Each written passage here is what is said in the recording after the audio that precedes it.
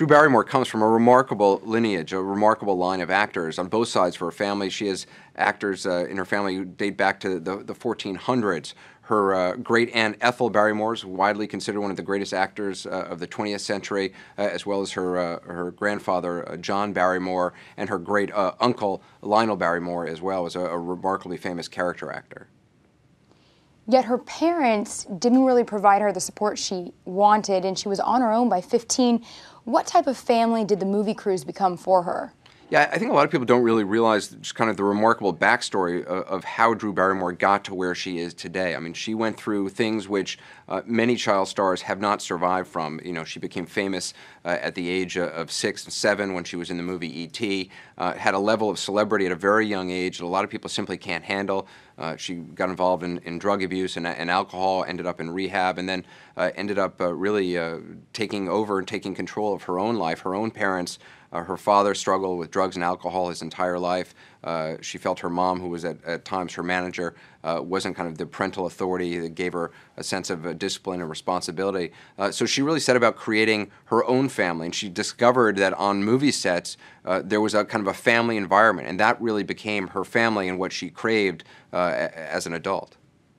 She did really hit rock bottom as a young actress. What do you think allowed her a second chance in the industry?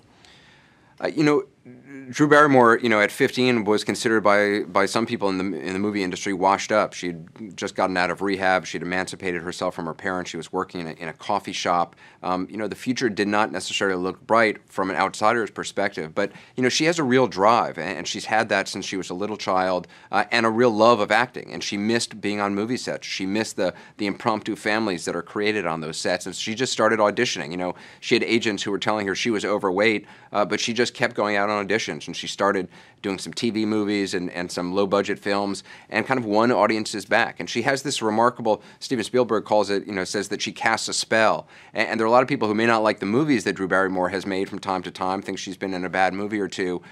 But even though those people often, even though those movie reviewers often end up rooting for Drew Barrymore. So she's got something that audiences really kind of relate to, I think, and get behind. And she's a very genuine person that comes across, I think, on the screen. How about in person? You've interviewed dozens of A-list celebs. Anything you notice about her that's unique in person?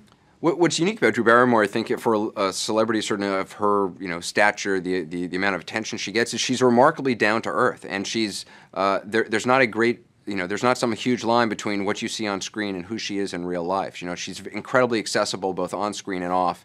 And you know, there's that famous incident where she jumped up on David Letterman's desk and kind of, you know, lifted up her top and flashed David Letterman. That was back in 1995. And that really kind of shows you there's a real side to Drew, which is kind of this wild child, free spirit. And at the same time, she, you know, runs a production company.